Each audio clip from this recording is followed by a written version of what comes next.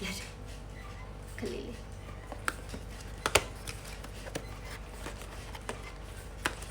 တော့ကတ်တာအပေါ်မှာပါတာ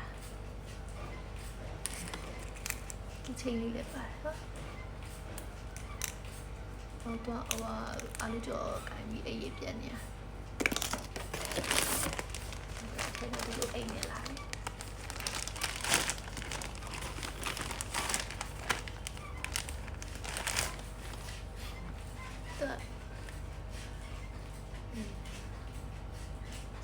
စိတ်ညစ်နေတာပေါ့နော်အေးရရင်ပြတ်ပြီးစိတ်ညစ်နေ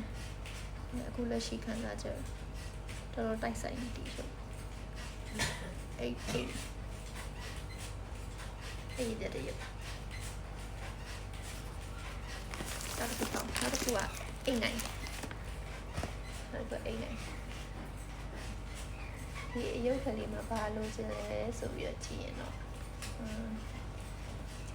ဒီနေရွက်ကြနေအနားလေးလို့ကျင်တယ်အဖြူလေးလို့ကျင်တယ်အဲ့နှစ်ခုလို့ကျင်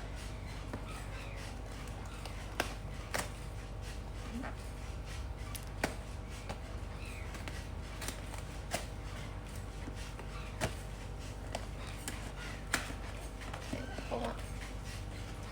ကပြေးပြီ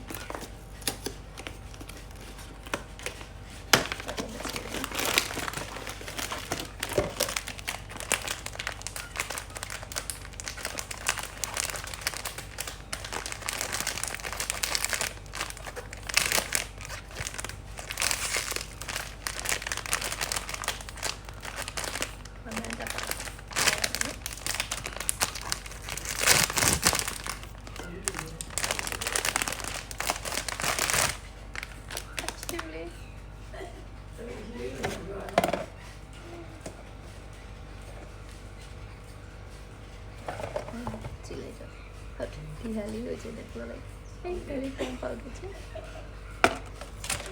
ဆရာလေးသူကအိမ်ငိုင်းနေကွယ်တည်ရမလားသူကအိမ်ငိုင်းအိတ်ချင်အဲ့လိုမျိုးဒါကတော့အေးပြနဲ့အိမ်ငိုင်းနေ2ယောက်